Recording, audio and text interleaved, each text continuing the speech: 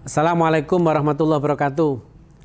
Selamat jumpa di Kabar Kipa Ngalam. Saya Sutiaji ingin mengabarkan beberapa hal. Satu, berkaitan dengan masalah sedang diterapkannya Peraturan Daerah Provinsi nomor 2 tahun 2020 dan Peraturan Gubernur nomor 52 tahun 2020 tentang kedisiplinan kita terhadap protokol COVID-19.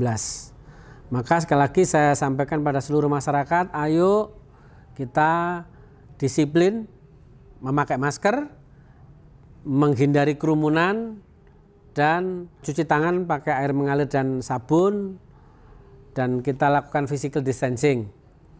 Karena nanti akan berakibat ketika nanti kami razia justisi, ya, dan ditemukan tidak pakai masker, kita nanti akan terapkan punishment-nya berupa denda.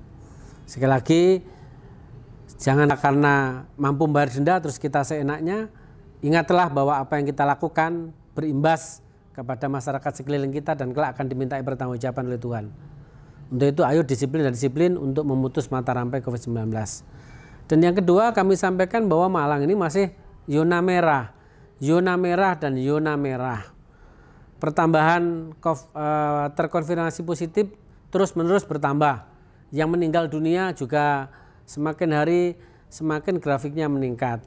Untuk itu sekali lagi, ayo bahu-membahu di antara kita menyampaikan pada masyarakat sekeliling kita, diri kita, keluarga kita, dan masyarakat sekeliling kita agar protokol COVID tetap kita pakai dan kita taati bersama-sama.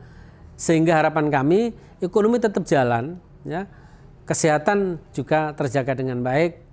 Pengendalian penyebaran COVID-19 bisa terpantau dengan baik. Yang ketiga, kami sampaikan